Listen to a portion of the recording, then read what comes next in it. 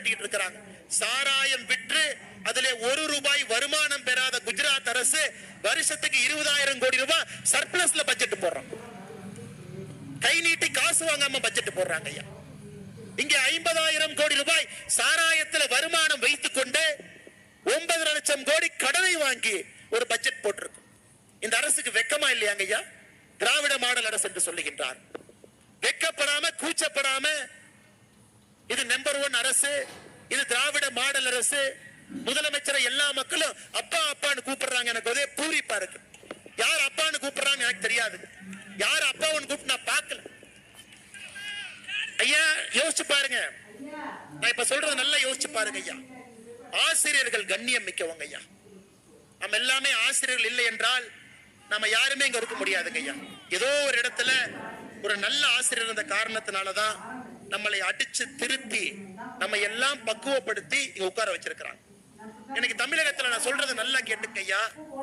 கடந்த 3 ஆண்டுகள்ல பாலியல் குற்றத்துல சிக்கிய ஆசிரியர் பெருமக்களுடைய எண்ணிக்கை 238.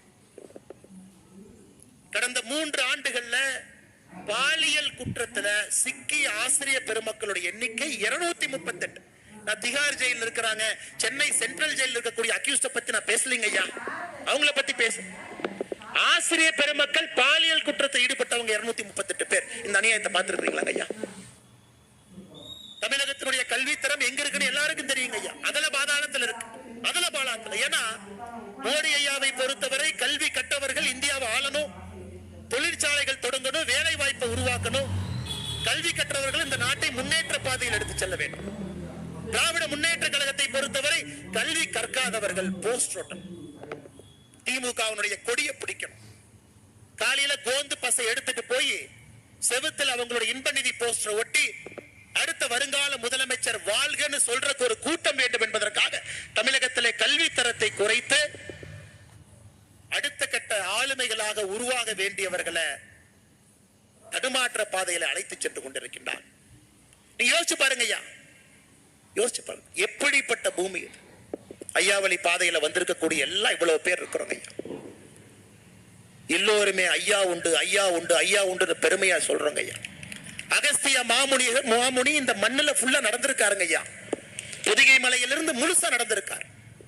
இந்த மக்களே ஏற்றுக்கொண்டு விட்டார்கள் என்று திமுக காரன் மார்த்தட்டான். மக்களே அதை பத்தி பேசல. பாஜக காரனுக்கு வேற வேலை இல்லையா? நீ எதுக்கு லஞ்சத்தை பத்தி பேசிட்டு இருக்க? இது ஒரு பக்கம்.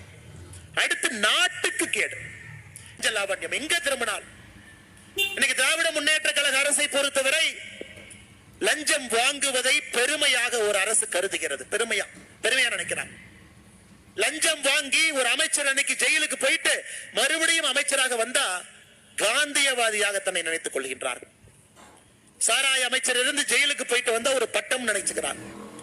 பொன்முடியை போன்ற அமைச்சர்கள் அளவுக்கு அதிகமாக சொத்து சேர்த்து நீதிமன்றமே இல்லை, அவர் எம்எல்ஏவாக இருப்பதற்கு தகுதி இல்லைன்னா உச்ச நீதிமன்றத்திற்கு போய் அதற்கு ஒரு இடைக்கால தடை வாங்கி கொண்டு வந்திருக்கின்றார்கள். தன்னை ஒரு காந்தியவாதிகளாக நினைச்சுக்கிறாங்க. பாருங்க, கர்ம வீரர் காமராஜரை இழந்த பொழுது நேர்மைனா ஒரு இலக்கணம் இருந்துச்சுங்க ஐயா. நேர்மைனா இலக்கணம் இருந்தது.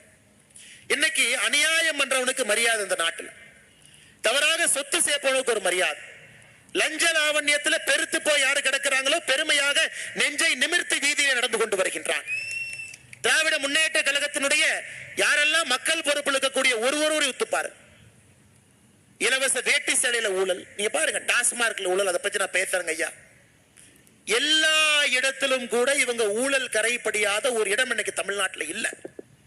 லஞ்ச லாவண்யம் என்பது இன்னைக்கு மக்களே ஏற்றுக்கொண்டு விட்டார்கள் என்று திமுக காரன் மார்த்தட்டான். மக்களே அதை பத்தி பேசல.